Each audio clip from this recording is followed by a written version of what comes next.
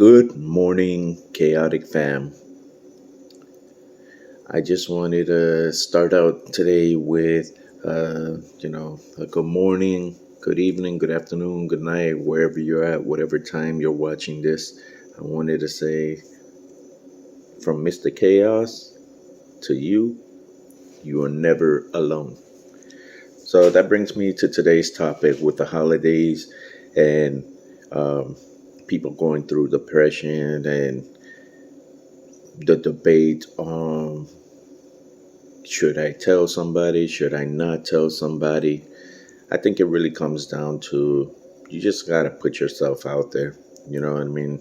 You have to find therapy for your inner demons, if that's what you want to call them, for everything that you're dealing with, for everything that's hurting you or ailing you or whatever.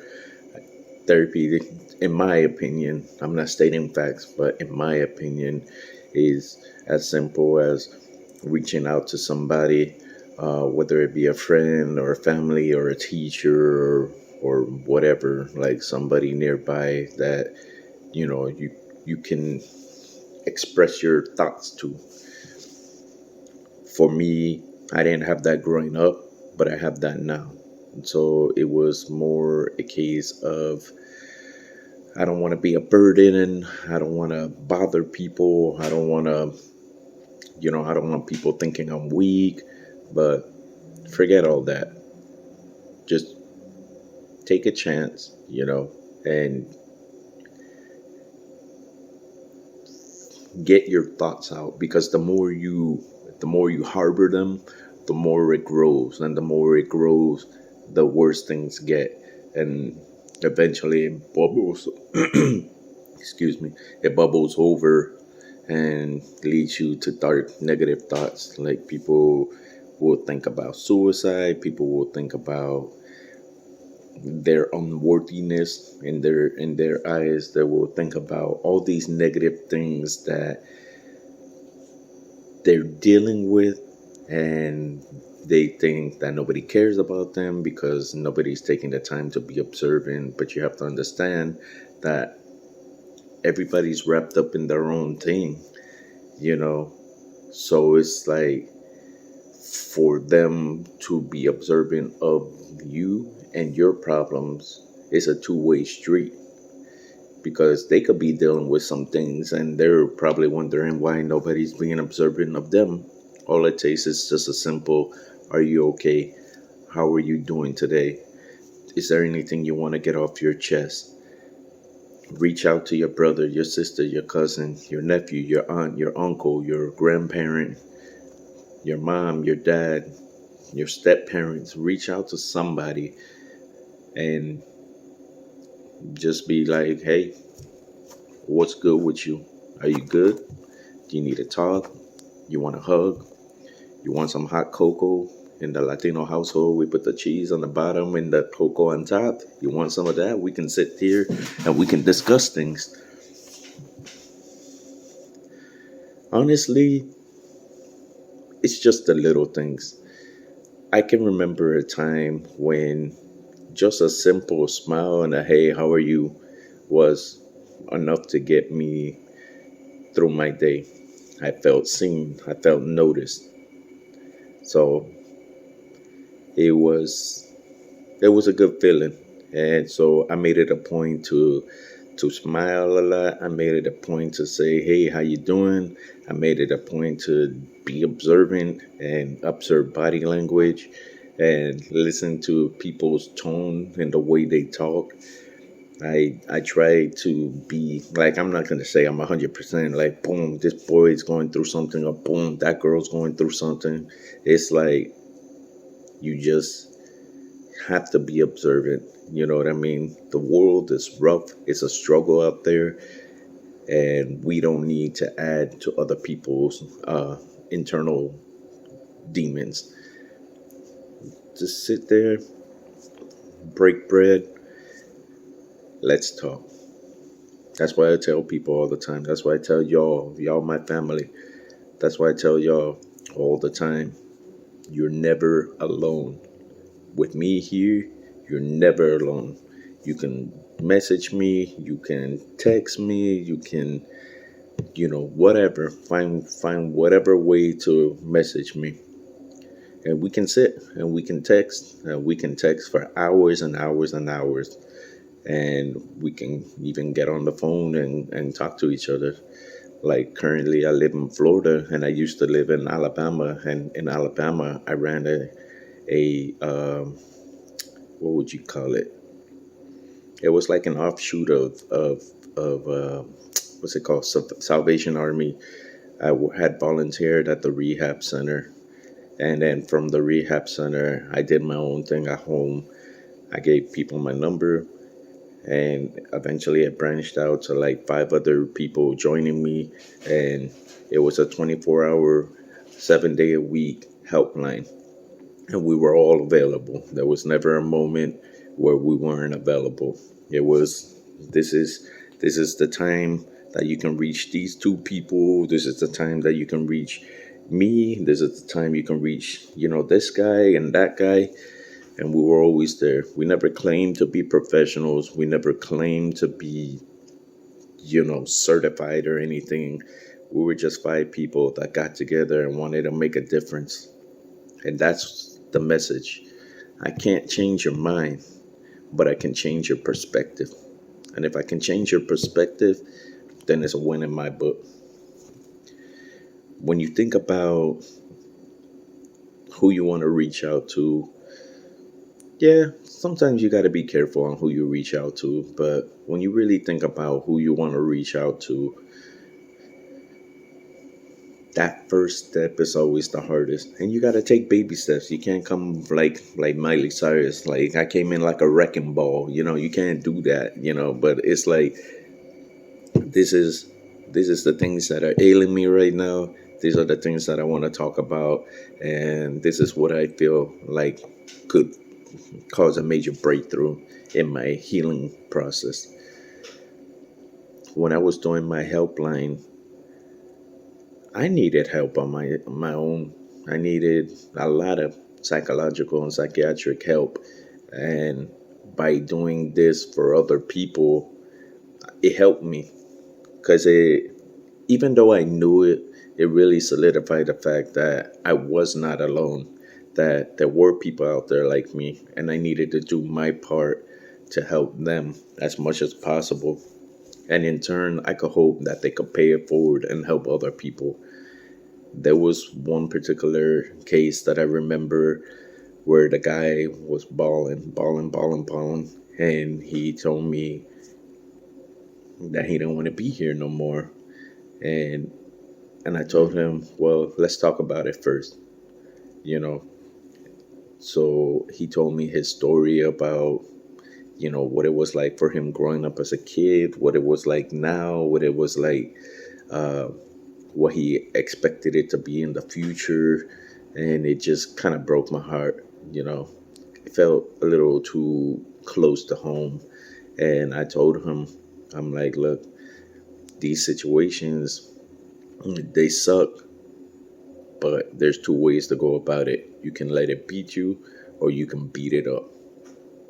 And you have to take every day one step at a time, because every day it's just going to try to beat you up. And then every day you just got to get up and swing for the fences. I told him, I said, look, do me one favor. Just think about things. Just think about what you as a person want to accomplish in life. What you as a person, don't think about all the negative out there. Like, I know it's very hard because it's just bombarding you, but what do you as a person want to achieve in this life? What is the legacy that you want to leave behind? And he was quiet for like a few minutes, and I didn't rush him. I sat there, and then after 5 minutes he tells me that he wanted to go to school for computers. I said, okay, that's cool.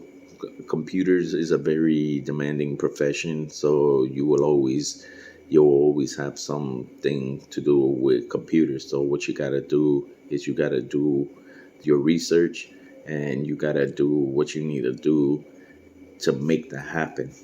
So like I asked him, "Do you have a job?" And he says, "Yeah." I said, "Okay.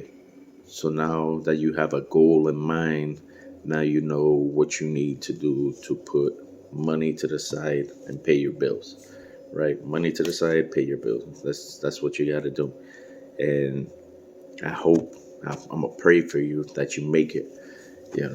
So he said, "Okay, yeah, I got a lot to think about." And I said, "Hey, you know the number? You know the five different numbers. You know that we're always gonna be here." So he said, "Okay." And I said, "Do me one favor, check in with me every day." And he says, "Okay." So I didn't hear from him the next day, or the day after, or the day after. It was about a week. And I was thinking, damn, he did it. It's like being a doctor. You win some, you lose some. So so I was kind of heartbroken about it. And I was I was really praying that nothing bad happened, and that maybe he was just busy, or maybe he forgot to pay his phone bill. Or, I was trying to be positive. So about a week later, I get a call, and it was him, and he said, "Hey, I'm sorry I didn't call, but I wanted to update you." I said, "Okay, it's all good. I'm just glad you're here." So he told me, um, I got an advance on my paycheck, and I used that money to buy the books that I needed and to, register for classes. Okay, that's what's up. I'm proud of you. I'm very happy you went. You know, that shows me that you're ready to fight. You're ready to keep fighting for your life here. You're ready to secure your future and do bigger and better things. He said, "Yeah, because honestly, I was thinking about ending it, but I thought about what you said, and I thought about all the negative, and how at the end of the day, those negatives don't mean nothing. They're just there to be negative. It's up to me to be positive." I said, "That's what's up, bro. That's what's up. I'm so happy to hear that." So we get off the phone, and he checked in like probably once a week after that. He eventually found a girl, he settled down, got married, and had some kids. I said, "Okay, that's what's up, you know." And it's like cases like that to just really put everything into perspective, whether you're dealing with those things or not.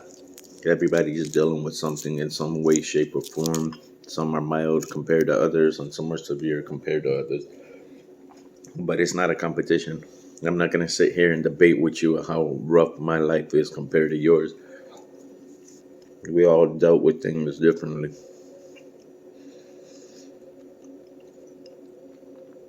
That's why I suggest,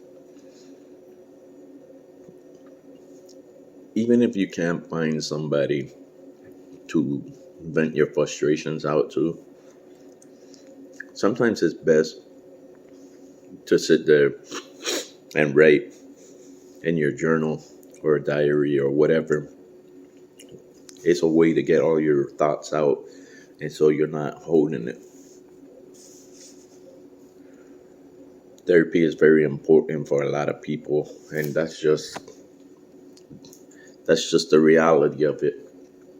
Like when y'all think that no one is out there, that no one cares, you just got to keep in mind there's like 10 billion people on this planet.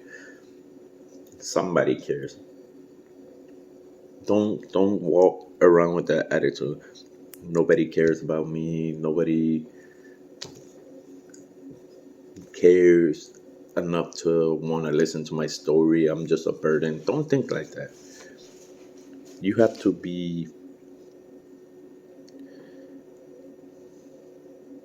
you have to you have to reach down and figure out a way to kind of remove those negative thoughts, because people may be trying to show you that they care, and maybe you're just putting up blinders because you're so used to defaulting to the negative.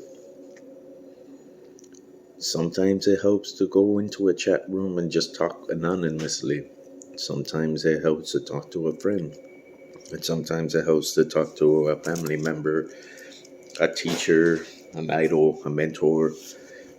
You know, these things are important in life.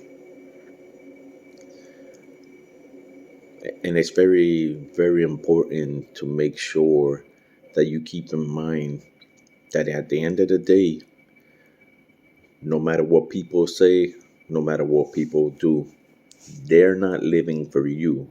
You are living for yourself. You know what I'm saying? Don't worry so much about, like, if you're a single person, don't worry about relationships. You got to take care of yourself first. If you're in a relationship, don't worry about burdening your partner, because your partner, if they really love and care for you, they're going to want to help you out in every single way. If you see your kids going through things, try to be there for them, because it's rough. Kids have it rough. They're already dealing with the outside world talking crap about them. There's a reason they're depressed. Don't invalidate them. Don't that's important. Don't invalidate people. Just because their problems are trivial to you, they're going through that. Be there for them. If somebody is strong enough to get that courage to reach out for help, be there for them. Give them a hug, give them a kiss on the cheek, sit down, break bread. Don't try to offer solutions. Just be there. The most important thing that I like to ask people is, um, are you looking to vent or are you looking for solutions? Because if you're looking to vent, then I'll just sit here and be quiet. And if you're looking for solutions, I'll sit here and be quiet. And then at the end, we'll try to figure things out together. The world is a rough place. Let's not make it rougher. You don't know what people are dealing with. Even Robin Williams, the funniest man in my time, committed suicide. So let's just be there. Let's take a breath. Let's take a step back and let's figure out how we can help our brother, our sister, our cousins, our nieces, nephews, uncles, aunts, moms, dads, step parents, grandparents. I feel like we've strayed so far from the morals and the values and the beliefs of our parents' generations to where we at now.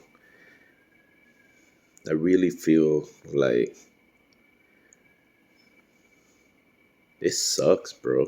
Like, it really sucks. Like, people are making fun of people for the dumbest things, like the clothes they wear or if they have glasses. Like, I've seen it, I dealt with it. It's nothing new to me. To this day, I still get bullied, but now the difference is I'm a stronger person, that I stand up to people. It doesn't always work out, but at least I know who my real friends are. I wear glasses. I had the big, ugly humongous glasses, so people made fun of me for that. I had to wear prescription sports goggles so I could play sports. People made fun of me for that. I have scoliosis. People made fun of me for that. They would call me Igor. They would call me the hunchback of, whatever town I was living in at the time. My scoliosis, they would call me Squirtle all the time. I look like a turtle. I wear hearing aids.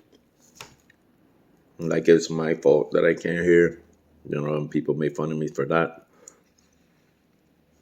I have a club foot. It's literally shaped like a golf club. And people made fun of me for that.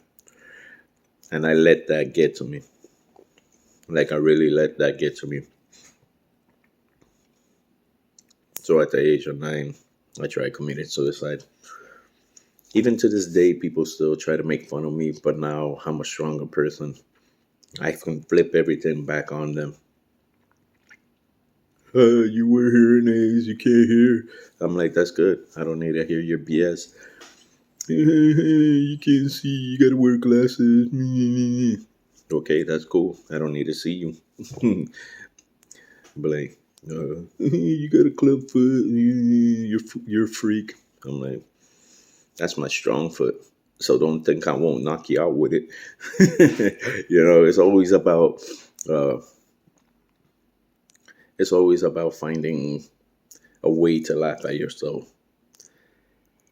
And then I feel like having all my disabilities growing up in life humbled me as a person because it really showed me how cruel this world is. My inner circle is so small.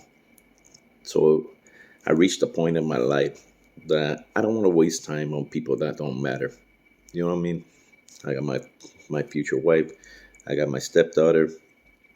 I got my family, obviously. And then I got 2 homeboys that are the closest thing to a brother that I can have in life. And that's all I need. I'm good. I'm happy. I've been through it. I've been through the ringer. I dealt with the BS. I dealt with all the drama, the trauma, and I found ways to heal myself. I had to do most of it by myself. Along the way, I met real good people that really shaped how I am today, that really changed my perspective. And it goes back to having therapy. So it's like I never went to a psychiatrist or a psychologist or whatever to be, you know, whatever the word is, to have a therapy session. I rather just sit down with my family, my loved one, and we can sit down for hours and talk about all our problems, air out all our grievances, and I usually end up walking away feeling a ton better. Like I got it off my chest and I was able to come up with solutions that I missed initially, like through their words. They changed my perspective on a lot of things. So it was like, it helped me out a lot in life. So I'm a stronger person for it.